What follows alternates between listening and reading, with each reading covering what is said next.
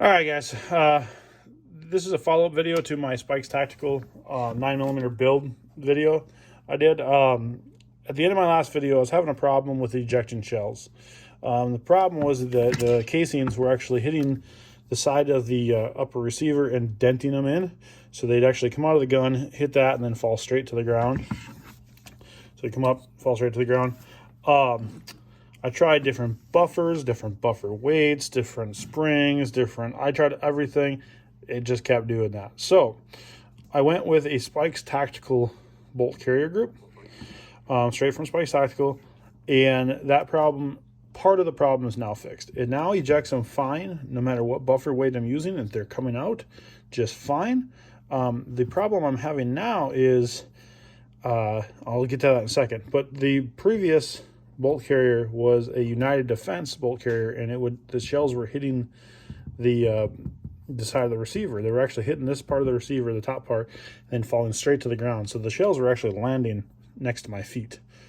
So I went with this one, ejecting just fine. Now, no matter what buffer weight I use, heavy, light, I was all over the board with it. Still, I'm having one problem. The first round fires, grabs the next round, but it's not resetting the hammer.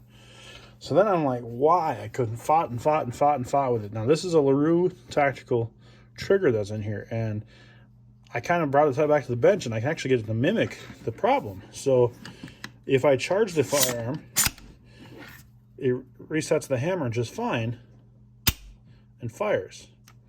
Now, of course, this thing cycles faster than I can move my finger, so if I charge it and load it, it'll fire.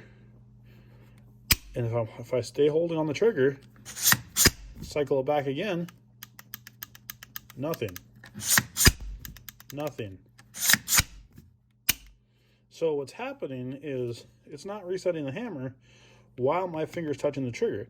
No matter how hard I tried, I went on fire this, no matter how hard I tried, I could not get my finger off this trigger fast enough before that buffer would cycle. So inside the gun we go. Let's try to figure this out. And I could not for the life of me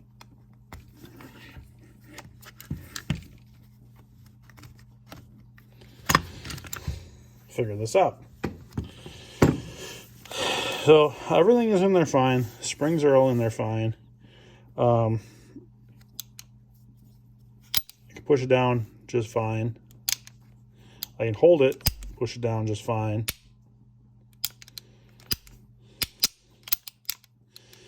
Audible reset. So the problem apparently lies somewhere with it has to go down a little bit further to hit that second detent than it does the first one. So for whatever reason, those 9mm are not able to push it down. Gotta go about there or so to reset. So that's where I'm at now. I just thought I'd throw this video together real quick before I change this out. I'm gonna change this out with a Rise Armament and see if it still does that. And then I'll follow up with that, and we'll take it back out to the range, and hopefully it fires fine then. All right, thanks, guys. All right, guys, I'm back. So I swapped out the trigger with that LaRue Tactical trigger, put in the Rise Armament trigger, and much to my delight, if I charge the handle, the hammer resets. If I hold the trigger down and cycle it, reset, audible, fire.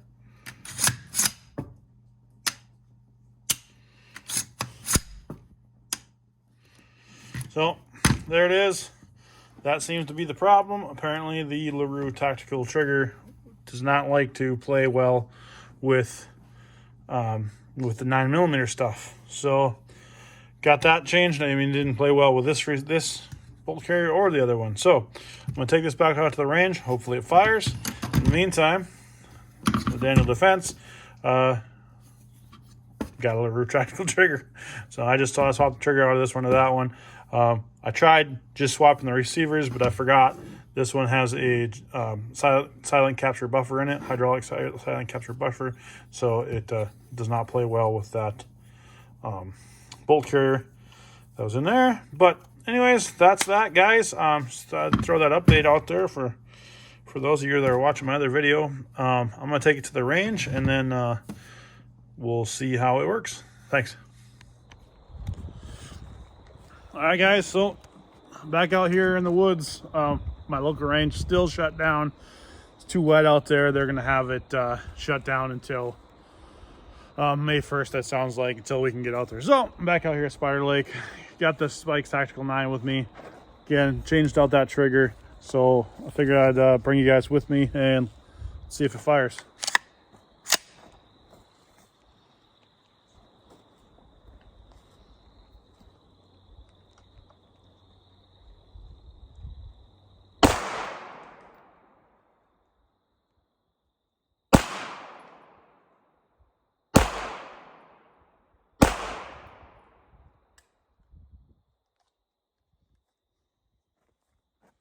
Well, looks like it actually fired just fine, except for the last round actually jammed in there. So that's that. I don't know if that's a mag thing or not. Could be just because it was that last round. We're here. Let's throw another mag in it. Be right back. All right, guys. Move the camera over a little bit. Let's see if I can recover some of this brass. I can take a look and see how they're doing. But got a little bigger mag here.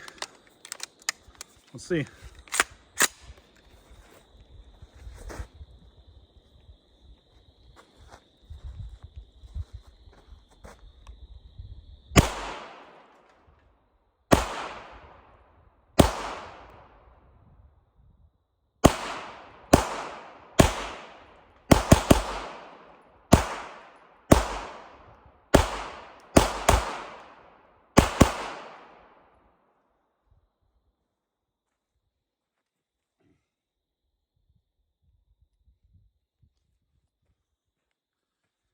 So, no more failure to feeds. The brass actually looks pretty good. It's not dented at all. So, just real quick. I don't know if that one failure to feed was just because of that last round of that mag or what. I'm not going to burn any more ammo up until I get a target out here and we can actually sight it in. It's not sighted in yet, although for the most part I was hitting that pop can until we got too far out there. I ended up with the Rise Armament trigger, the Spikes Tactical bolt carrier group. It has that big weight inside of it. It's a ramped weight, and then I have an 8-ounce extended buffer. That's the 9mm extended buffer. It's supposed to stop over travel of your bolt carrier so you don't get rounds that get behind it. That's it, guys. I'll post this up, and if you have any questions, throw them in the comment section, and hopefully we'll get this thing sighted in. Remember, life's short. Carry a nice gun.